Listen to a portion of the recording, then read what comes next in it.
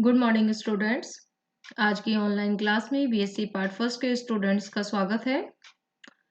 हम हमारे elastic properties of matter chapter को कंटिन्यू करते हुए हमारा लेक्चर फोर्थ है, relation between the various elastic constants. ठीक है, जिसमें कि हम जितने भी हमने इलास्टिक कांस्टेंट्स पढ़े हैं अभी तक, young modulus, bulk modulus and modulus of rigidity, उनके बीच में इंटर रिलेशन देखेंगे कि किस तरीके से वो आपस में भी रिलेट होते हैं। ठीक है, अब इनमें रिलेशन की जरूरत क्यों हुई? तो देखिए कि जब हम किसी भी ऑब्जेक्ट पर फोर्स अप्लाई करते हैं, ठीक है, अगर हम नॉर्मली उस पर दो कंडीशन हमने यहाँ पर दिखाई हुई हैं कि यदि मान लीजिए कि हम नॉर्मली यानी कि परपेंडिकुलर टू द सरफेस यदि किसी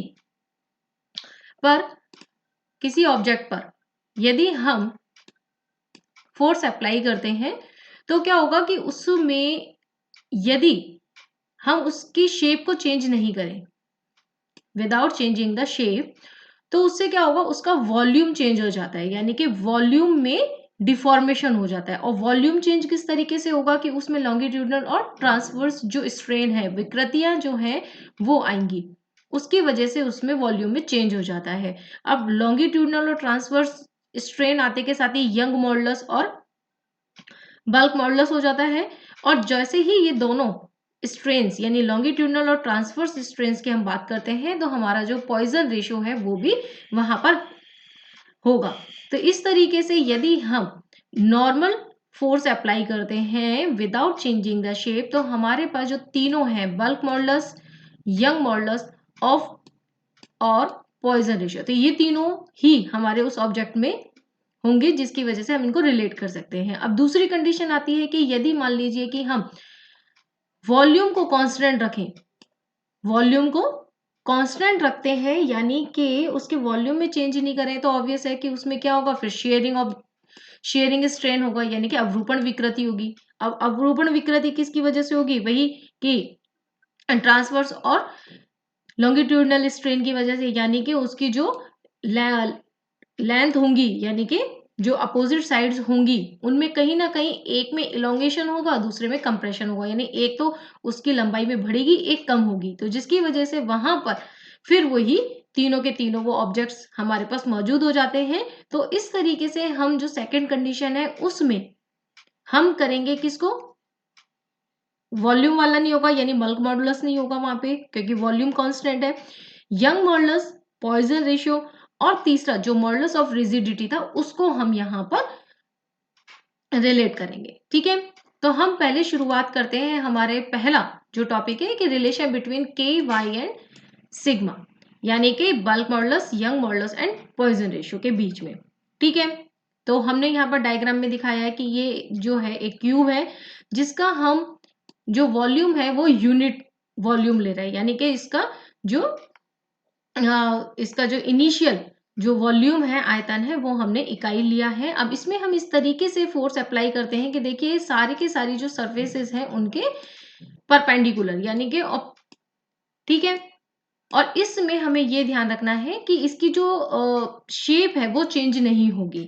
तो जिसकी वजह से क्या होगा कि अब देखिए जैसे हमने किसी भी एक सरफेस पर अगर हम बात करें तो उसमें क्या होगा कि एक तो लॉन्गिट्यूडनल स्ट्रेन प्रोड्यूस हो जाएगा, ठीक है, और जो इसके परपेंडिकुलर यानी हर सरफेस के परपेंडिकुलर डायरेक्शन में भी फोर्सेस लग रहा है, जिसकी वजह से हमारे पास क्या होगा कि ट्रांसवर्स स्ट्रेन भी इंट्रोड्यूस हो जाएगा।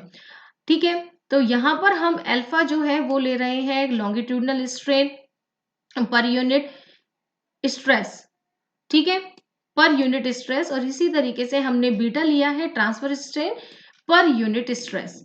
ठीक है, तो जैसे ही हम स्ट्रेस एक्सटर्नल फोर्स की वैल्यू एफ अप्लाई करेंगे तो वहां पर लॉन्गिट्यूडनल स्ट्रेन हो जाएगा अल्फा एफ, और जो ट्रांसवर्स है वो हो जाएगा बीटा एफ। ठीक है, अब जो लॉन्गिट्यूडनल जब हम फोर्स अप्लाई कर रहे हैं, यानी कि फोर्स की जो डायरेक्शन है किसी भी साइड के लिए हम बात करें तो दो तरीके के हो गए। अब जैसे जस्ट फॉर एग्जाम्पल यदि हम ए बी सी डी, अब इस तरीके से जो फ्रंट वॉल है उसकी हम बात करें तो उसमें क्या होगा कि एक तो हो गया एफ, ठीक है, तो उसकी वजह से क्या होगा कि इसकी जो लेंथ है उसमें वृद्धि होगी, अल्फा एफ के बराबर। लेकिन वहीं जो इसके परपेंडिकुलर दो फोर्सेस इस पर लग रहे हैं तो उसकी वजह से क्या होगा कि उसमें दो साइड से उसका कॉन्ट्रैक्शन होगा। यानी हमारे पास जो ओवरऑल जो इस तरीके से किसी भी लेंथ के लिए अगर हम बात करें क्यूब के, तो एलएक्स जो है अलोंग दी एक्स डायरेक्शन जो उसकी लेंथ होगी, तो उसमें क्या होगा कि यूनिट उसकी लेंथ है, एक जो उसकी साइड यानी उसकी डायरेक्शन में जो फोर्स लग रहा है उसके कारण इलोंगेशन होगा, जो हमने अल्फा एफ लिखा है। साथ में जो दो परपेंडिकुलर यानी कि वाई और जेड डायरेक्शन में जो फोर्सेस लग रहे हैं उनकी वजह से क्या होगा, उसमें कॉन्ट्रेक्शन होगा, यानी कि वो कंप्रेशन होगा, कम होगी, वो सिकुड़ जाएगी। तो जो दो फैक्टर्स जो है हमारे पास हो जाएंगे ट्रांसवर्स स्ट्रेन के कारण। ठीक है, ये हमारा है लॉन्गिट्यूडनल विकृति है, ये दोनों जो फैक्टर्स हैं वो हमारे ट्रांसवर्स वाले हैं। तो इस तरीके से हमारे पास जो है एल वाई और एल जेड भी हम सेम इसी तरीके से निकाल सकते हैं, क्योंकि लेंथ हमने इक्वल ली है। इनिशियल जो लेंथ थी वो 111 थी, साथ में ही हमने जो लॉन्गिट्यूडनल स्ट्रेन और ट्रांसफर स्ट्रेन जो है वो उस ऑब्जेक्ट के लिए हमने बराबर माने हैं कि जो सभी डायरेक्शंस में वो सेम होगा। ठीक है, अब हम वॉल्यूम की बात करते हैं, क्योंकि वॉल्यूम में हमने डिफॉर्मेशन किया है, हमने स्टार्टिंग में बोला उसकी शेप चेंज नहीं हुई है लेकिन वॉल्यूम में चेंज होगा। ठीक है, तो वॉल्यूम कितना हो जाएगा, L x into L y into L z. ठीक है, क्यूब कर देंगे, ये इस तरीके से निकल जाएगा। तो अब चेंज इन वॉल्यूम कितना हो गया, अब देखिए स्टार्टिंग में हमने लिया था यूनिट वॉल्यूम। ठीक है, फर्स्ट लाइन हमने शुरू यहीं से की थी, तो यहां से हमारे पास जो ये जो है कि 3f अल्फा माइनस 2 बीटा, ये है हमारा वॉल्यूम में डिफॉर्मेशन कि वॉल्यूम में कितना चेंज हुआ। ठीक है, तो वॉल्यूम स्ट्रेन यानी कि उसमें विकृति कितनी हो गई, आयतन विकृति, जो भी डिफरेंस डिवाइडेड बाय इनिशियल, तो ये हमारी विकृति हो गई। तो bulk modulus is equal to होता है कि एक्सटर्नल जो भी हम स्ट्रेस हम लगा रहे हैं जो कि इक्वल होता है एक्सटर्नल फोर्स के, तो प्रतिबल अपॉन में विकृति, तो दैट इज इक्वल टू हो जाएगा एफ से एफ कैंसिल हो जाएगा और ये हमारे पास के लिए एक इक्वेशन मिल जाती है। अब देखिए यहां पर अगर हम अल्फा को 1 अपॉन अल्फा और यहां पर बीटा अपॉन में अल्फा कर लेते हैं तो उससे क्या होगा कि जो ऊपर वाला फैक्टर है वो हो जाएगा हमारे पास किसके बराबर, y के, और जो नीचे वाला हमारे पास है बीटा बाय अल्फा वो हो जाता है सिग्मा के। ठीक है, सिग्मा तो हमारे पास सीधे सीधे हमें पता ही है कि ट्रांसवर्स स्ट्रेन बटे डिवाइडेड बाय लॉन्गिट्यूडनल स्ट्रेन। अब ऊपर वाली जो क्वांटिटी है that is equal to the Young modulus. तो यहां से हमारे पास बल्क मॉडुलस, यंग मॉडुलस और पॉइजन रेशियो, इनके बीच में रिलेशन मिल जाता है जो कि हम यहाँ पर आपको शो कर रहे हैं। इजी डेरिवेशन है, आप इजीली कर सकते हो। तो चलिए अब हम शुरू करेंगे अब दूसरा जो इसका रिलेशन है उसके लिए। तो सेकेंड रिलेशन हम ले रहे हैं relation among the eta y and sigma. Okay, यानी कि modulus of rigidity, Young modulus और पॉइजन रेशियो के बीच में। ठीक है, अब की बार हमारे पास कंडीशन क्या है कि हम जो भी फोर्स अप्लाई कर रहे हैं वो इस तरीके से होगा कि उसके वॉल्यूम में चेंज नहीं होगा, उसमें डिफॉर्मेशन होगा। तो ऑब्वियस है कि यदि हमें किसी ऑब्जेक्ट की शेप में डिफॉर्मेशन करना है तो हम क्या करेंगे, एक टेंजेंशियल फोर्स उस पर अप्लाई करेंगे और वो भी इस तरीके से कि उसकी जो अपर सरफेस है, जो अपर फेस है ए बी, उसी पर ही हम उस फोर्स को लगाएंगे स्पर्श रेखीय दिशा में, जबकि lower face C D is fix. ठीक है, तो ये हमारी फोर्स की कंडीशन हो गई कि हम फोर्स किस तरीके से अप्लाई कर रहे हैं। तो जैसा आपको डायग्राम में दिखाई दे रहा है कि यहाँ पर जो शेयरिंग स्ट्रेन है वो theta that is equal to हो जाएगा डेल्टा एल बाय एल, जो हम पहले निकाल चुके हैं। शेयरिंग स्ट्रेस हो जाएगा टी एफ अपॉन में एल स्क्वायर, हम यहाँ पर एल ले रहे हैं उसकी लेंथ को। तो मॉडुलस ऑफ रिजिडिटी जो हमारे पास है कि नीटा इज इक्वल टू हो जाएगा टी बाय थीटा। ठीक है, ये सिंपल चीजें हैं। अब हम क्या करेंगे कि देखिए जो हम ये फोर्स लगा रहे हैं, ठीक है, अब हमें जो हमने स्ट्रेस लगाया है उसको हम थोड़ा सा स्टडी कर लेंगे, उसकी वजह से होगा क्या कि जब किसी भी शेप में डिफॉर्मेशन होता है, देखिए अब आपके जो ये डायग्राम हम देख रहे हैं इसमें यदि हम बात करें किसी, जैसे यहाँ पर इस डायरेक्शन में हमने फोर्स अप्लाई किया तो इसकी वजह से क्या होगा कि इसकी लेंथ जो है, अब इन लेंस में चेंज नहीं हो रहा लेकिन जो इनके डायगोनल जो लाइंस हैं उनमें क्या होगा कि चेंजेस हो जाएंगे। ठीक है। अब जैसे फोर्स अप्लाई किया तो उसकी वजह से अब आप देख रहे हो कि जो BD है वो B' के बराबर हो गई। वहीं पर तो इस फोर्स के कारण जो इसकी अपोजिट या 90 डिग्री वाले जो सेकंड डायगोनल था उसमें कॉन्ट्रैक्शन हो जाता है। ठीक है। तो इस तरीके से क्या होगा कि ये जो हमारे पास शेयरिंग जो स्ट्रेन हम लगा रहे हैं, स्ट्रेस लगा रहे हैं, उसकी वजह से क्या होगा, दो तरीके के हमारे पास स्ट्रेस हो जाते हैं। एक तो होता है कि इक्वल टेंशन स्ट्रेस हो जाएगा, जिसकी वजह से क्या होगा कि इसमें acting along the diagonal DB। ठीक है। और इसी के साथ ही जो ये सेकंड क्या काम कर रहा है, an equal compression stress along the diagonal AC which is the right angle of each other. तो ये दोनों एक दूसरे के 90 डिग्री पर है, जो मैंने आपको बता दिया था। ठीक है। अब इसकी वजह से क्या होगा कि जैसे हम यहां पर ये जो फोर्स लगा रहे हैं, अब ये दो तरीके के फोर्सेस का हो गया, तो जिसकी वजह से क्या होगा कि टोटल जो इलोंगेशन होगा किसी भी डायगोनल में, वो दो फैक्टर्स वजह से ही हो गया। ठीक है। ये लॉन्गिट्यूडनल, ये ट्रांसवर्स। ठीक है।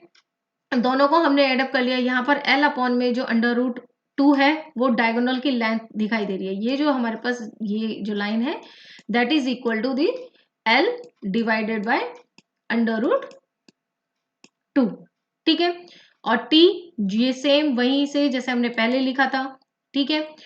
अब इसमें हम यूज करेंगे ट्रिग्नोमेट्रिकल, जो हमारे पास जितने भी ये ट्राइंगल्स दिखाई दे रहे हैं डायग्राम में, उसमें हम ट्रिग्नोमेट्री को जब यूज करते हैं तो हमारे पास जो इलोंगेशन है वो दैट इज इक्वल टू आ जाता है डेल्टा L बाय √2। अब ये इलोंगेशन क्या है हमारे पास, देखिए डायग्राम में इलोंगेशन है बस ये डेल्टा B' में B' के बराबर ये इलोंगेशन है। इसी तरीके से कॉन्ट्रैक्शन जो होगा वो कितना होगा, AM के बराबर। तो इनकी वैल्यू जब हम डायग्राम से कैलकुलेट कर रहे हैं तो हमारे पास इस तरीके से ये आ जाता है। ये हमारा मैथमेटिकली कहें या जो डेफिनेशंस है उसके अकॉर्डिंग इसमें जो चेंजेस है वो ये है। और इसी तरीके से अब हम जब इसको सिंप्लीफाई करते हैं तो हमारे पास ये आ जाता है कि पॉइजन मॉडुलस और जो रिजिडिटी है वो हमारे पास नीटा इज इक्वल टू इसके बराबर आ जाती है। और फिर वही वापस से हम 1/α और β/α कर देंगे। Young modulus of and Poisson ratio को हम इसमें इंट्रोड्यूस करेंगे तो हमारे पास इस तरीके से ये दोनों इक्वेशंस आ जाती हैं, जहां से हम यदि हमारे पास Young modulus of Poisson ratio की वैल्यू है तो हम मॉडुलस ऑफ रिजिडिटी निकाल सकते हैं, और अगर मॉडुलस ऑफ रिजिडिटी और सिग्मा की वैल्यू हमारे पास है तो हम यंग मॉडुलस निकाल सकते हैं। तो ये दोनों ही वैल्यूज जो है वो हम यहां से कैलकुलेट कर सकते हैं। ठीक है। अब इसके बाद हमारे पास जो थर्ड है, यानी कि अब हम क्या करेंगे कि इन्हीं जो दो इक्वेशन जो हमने निकाली है फर्स्ट एंड सेकंड वाली, उन्हीं को यूज करते हुए हम यहां पर देखिए कि कुछ और रिलेशन निकाल रहे हैं K, Y और N नीटा के बीच में, जो कि इक्वेशन नंबर 3 से आएगा। इसको आपका ये होमवर्क समझिए कि इनको आप खुद एक बार करके देखेंगे। इसी तरीके से हम K, नीटा एंड सिग्मा के बीच में निकाल सकते हैं। सिंपल है, जो इक्वेशन हमारे पास दोनों आई थी जैसे यहाँ पर हमने लिखी हुई है, इन दोनों को क्या करेंगे, ऐड कर देंगे। ऐड करने के बाद हमारे पास इस तरीके से इक्वेशन आ जाएगी। इसी तरीके से जो सेकंड रिलेशन है उसको निकालने के लिए हमारे पास y की टर्म में हमने इनको लिख दिया है। y है इक्वल है तो इक्वल करते ही हम सिग्मा को एक साइड ले लेंगे और हमारे पास इस तरीके से इक्वेशन नंबर 4 आ जाएगी। ठीक है। तो हमारे पास तीनों के तीनों जो इलास्टिक कांस्टेंट्स थे उनके बीच में हमने रिलेशन निकाल लिया है कि किसी भी दो के हमारे पास होने के बाद हमने उनको बाकी की फॉर्म्स में निकाल लिया है। ठीक है। और जो चौथा हमारे पास था रेशियो था वो पॉइजन रेशियो था। तो इन सभी को हमने इंटर रिलेट किया है, जो कि बहुत इंपॉर्टेंट टॉपिक है आपके। इसमें न्यूमेरिकल्स वगैरह बहुत ज्यादा बनते हैं, तो आप इस पोर्शन को पढ़ने के बाद एक बार न्यूमेरिकल्स वगैरह जरूर करके देखें। ठीक है। अब इसके बाद एक छोटा सा टॉपिक है कि भाई पॉइजन रेशियो जो हम निकालते हैं उसकी लिमिटिंग वैल्यूज क्या होती हैं। तो देखिए हमने अभी अभी जो पिछले अपना स्लाइड था उससे हमने एक रिलेशन निकाला था। ठीक है, ये वाला। अब इस रिलेशन में क्या होगा कि हमें दिख रहा है कि K और नीटा की जो वैल्यूज है वो हमेशा ही पॉजिटिव होती हैं। वो पॉजिटिव यानी हमने अभी तक पढ़े हैं तो वो हमेशा ही पॉजिटिव रहती हैं। तो इसका मतलब ये है कि इस रिलेशन को देखने के बाद कि सिग्मा की जो वैल्यूज है वो पॉजिटिव और नेगेटिव दोनों हो सकती है। ठीक है, तो दो कंडीशंस हो गई हमारे पास कि ये पॉजिटिव भी हो सकती है, नेगेटिव भी हो सकती है। अब पॉजिटिव यदि इसकी वैल्यू हम लेते हैं तो इस इक्वेशन में देखिए कि लेफ्ट हैंड साइड जो राइट हैंड साइड है उस पर तो पॉजिटिव ही रहेगा। अब जो नेगेटिव ये वाली जो साइड है, लेफ्ट हैंड साइड जो है, इसको पॉजिटिव होना जरूरी है। और इसको पॉजिटिव होने का मतलब है कि 1 minus 2 sigma is greater than 0 होना चाहिए। और यहां से फिर सिग्मा की वैल्यू आ जाती है सिग्मा इज लेस देन 1/2।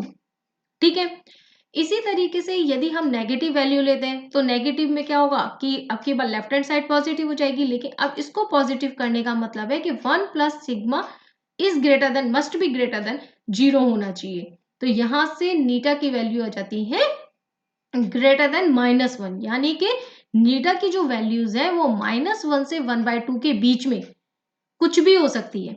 ठीक है ना, किसी भी होमोजेनियस और आइसोट्रोपिक मटेरियल की बात करें तो उस जो पॉइजन रेशियो है उसकी जो पॉसिबल वैल्यूज हैं वो किसके बीच में होंगी, 1/2 से -1 के बीच में, -1 से 1/2 के बीच में कुछ भी हो सकती हैं। और जब एक्सपेरिमेंटली इसकी वैल्यूज देखी गई तो वो आती हैं 0.2 से 0.4 के बीच में। ठीक है, 0.2 से 0.4 के बीच में आती है। इजी डेरिवेशन वाला चैप्टर था, कोई दिक्कत नहीं है, आप अपने हाथ से करके देखोगे एक बार इजीली हो जाएंगे। ठीक है, तो आप इन लेक्चर्स को मिस ना करें। आगे आने वाले जो भी अपने लेक्चर्स हैं, ये चैप्टर बहुत इंपॉर्टेंट है आपके एग्जाम पॉइंट ऑफ व्यू से, प्रैक्टिकल पॉइंट ऑफ व्यू से। तो आप इस चैप्टर के एक भी लेक्चर को मिस ना करें। ठीक है, और मैं आपको इसके बेसिस पे असाइनमेंट दूंगी जो आप अपने खुद जल्दी से जल्दी उसको सबमिट कराएं। So thank you so much.